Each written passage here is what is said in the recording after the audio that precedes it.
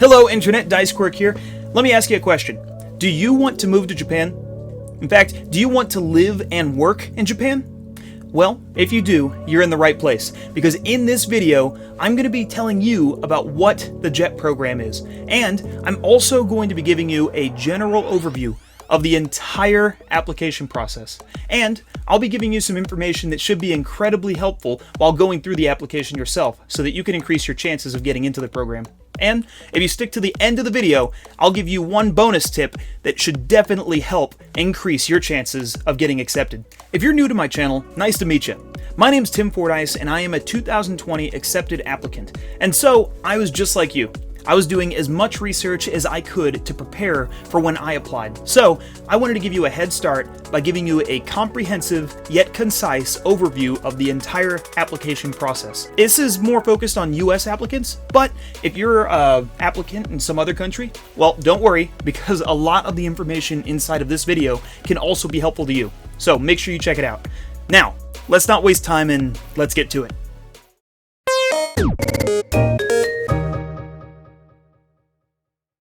The JET program is an English teaching program which started in 1987, and it has 3 different jobs that you can apply for. There's assistant language teachers, which are ALTs, there's the sports exchange advisors, SEAs, and then there's the coordinator for international relations, or CIRs. Now, most applicants in this program are ALTs, so that's what we'll be focusing on in this video. Each year, nearly 1,000 US applicants are accepted into the JET program as ALTs, and those ALTs are placed in either schools, government facilities, or boards of education. Now, this is the only exchange teaching program that is operated by the Japanese government, but it's also the largest exchange teaching program in the world, and I can completely understand why. Because the JET program gives its participants the opportunity to spend 3 to 5 years living and working in Japan. Some of the responsibilities given to ALTs require putting together lesson plans, assisting the head language teacher, participating in both school events and after-school events like clubs, and then also being active inside of some community events that take place in whatever prefecture you're put into. In addition, the JET program comes with a number of perks as well in comparison to some of the other programs you could enter, which include, but are not limited to, a higher starting wage, working regular school hours, excellent insurance, and also, my personal favorite, access to alumni, volunteer, social, and professional development events. Hey now, so, in this next section, he's about to tell you exactly what the JET program is at its core. So, you're going to want to make sure you pay attention and use it during your application process. So, be cool and take notes. Okay, you may continue. Now, the JET program's aim is to, quote, increase the mutual understanding between the people of Japan and the people of other nations to promote internationalization in Japan's local communities by helping to improve foreign language education and to develop international exchange at the community level. The program is essentially, number 1, trying to create an exchange of culture and cultural understanding. Number 2, it's trying to increase the people of Japan's desire to expand internationally. And number 3, it's trying to create an opportunity for the people of Japan to interact with a foreigner at a grassroots community level.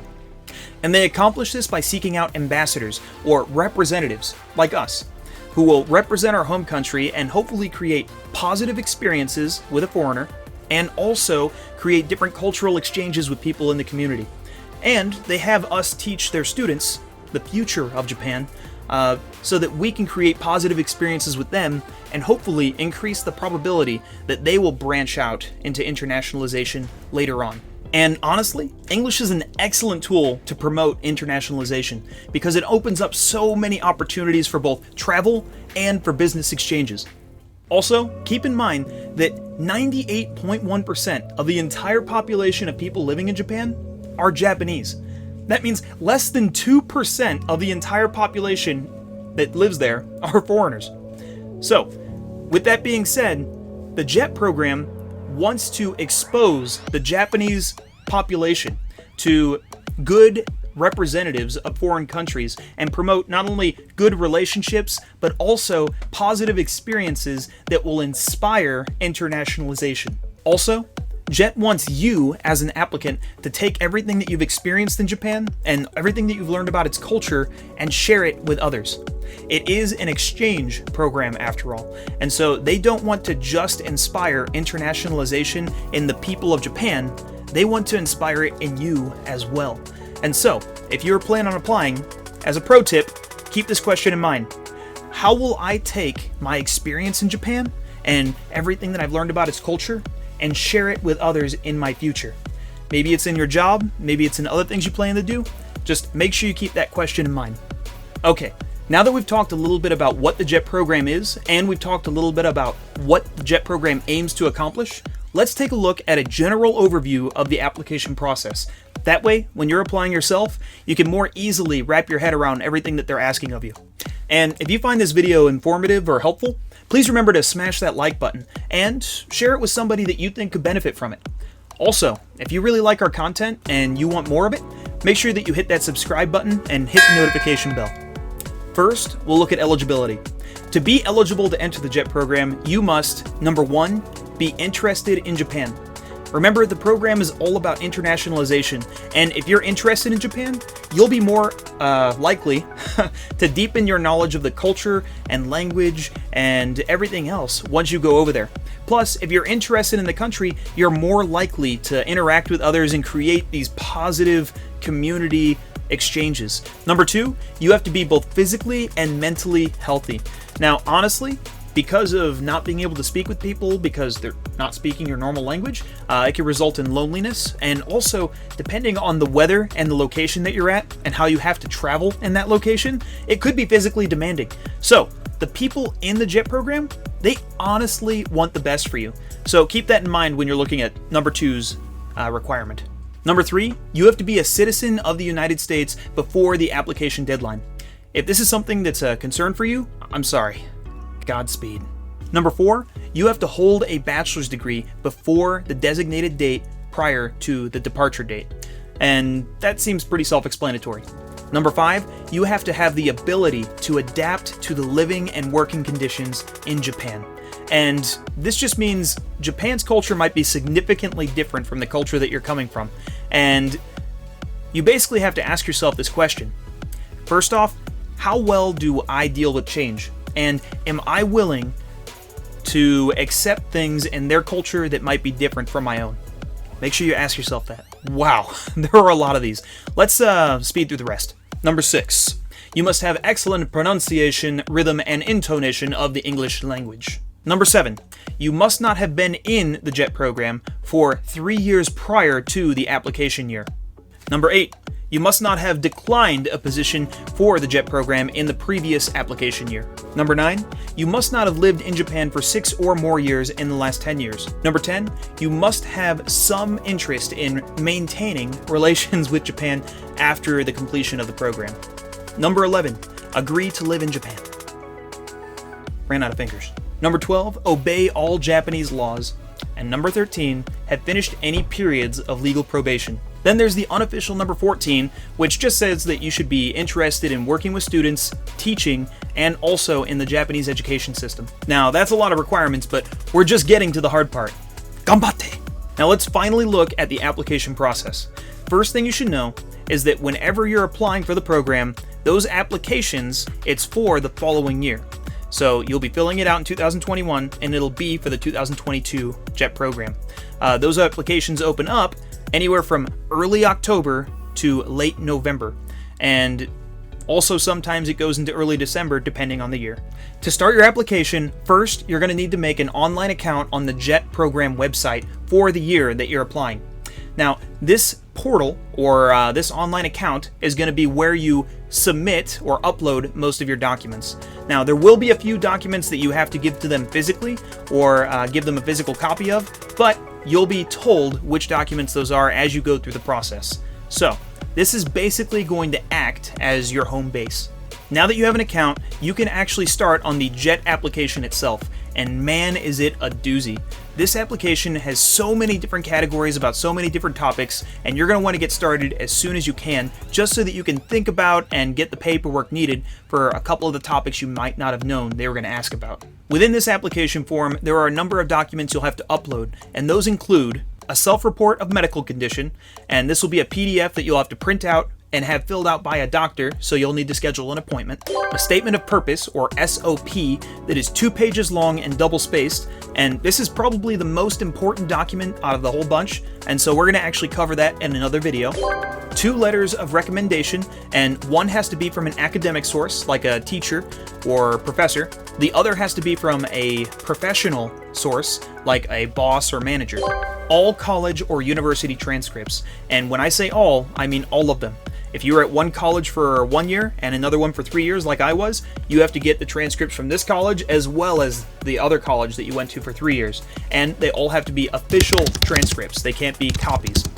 Proof of graduation, or an expected date for your graduation, basically a diploma, and proof of citizenship. So that includes a passport, birth certificate, or neutralization papers. And since you're going to need a copy of your passport and you're going to need your passport to go through the program anyways, I would just recommend using that.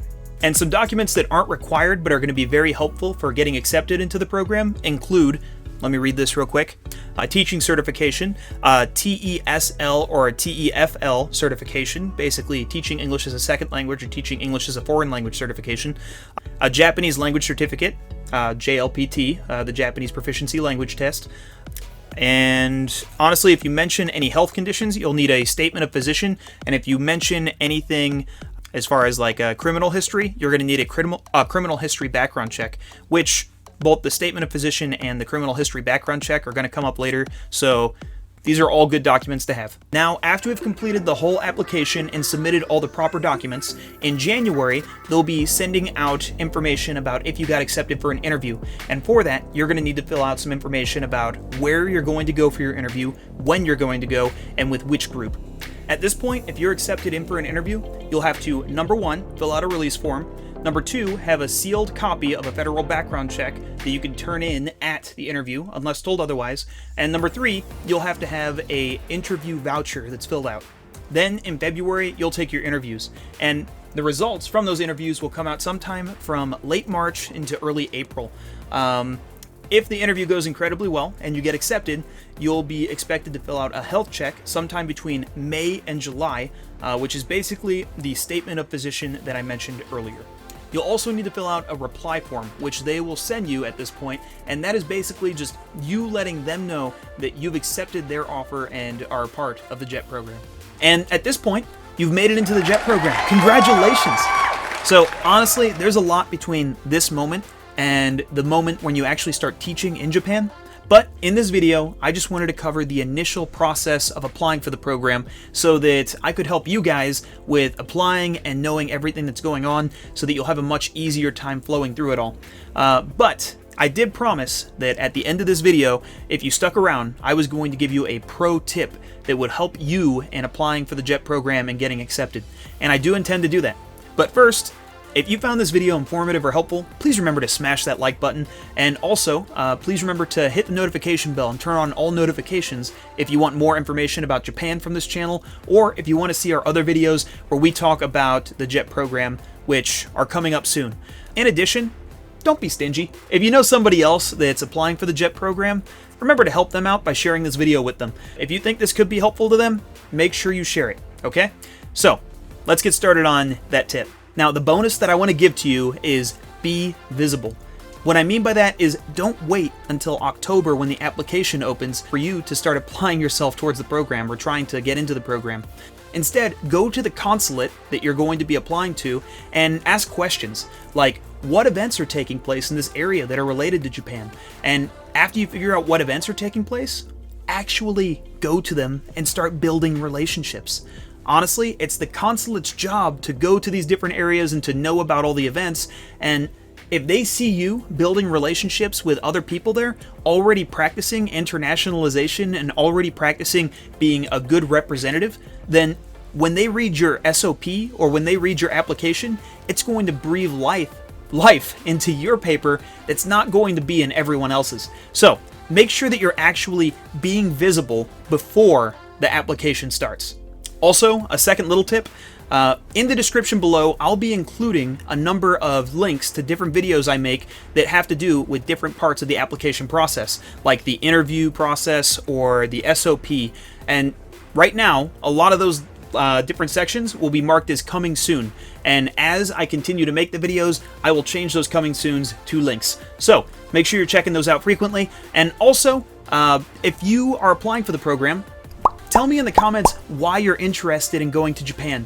Honestly, I would love to hear what you have to say, and I would love to know why. So please leave that in the comments below. And having said that, thank you so much for checking out this video. I hope that it was helpful in some way, whether it was helping you understand the application process or gave you some ideas so that you can have a better chance at applying for the JET program. And we really hope that it was helpful, because here at Dyce Quirk, we're all about helping you experience Japan. So with all of that said, thanks again, and Dyce Quirk out.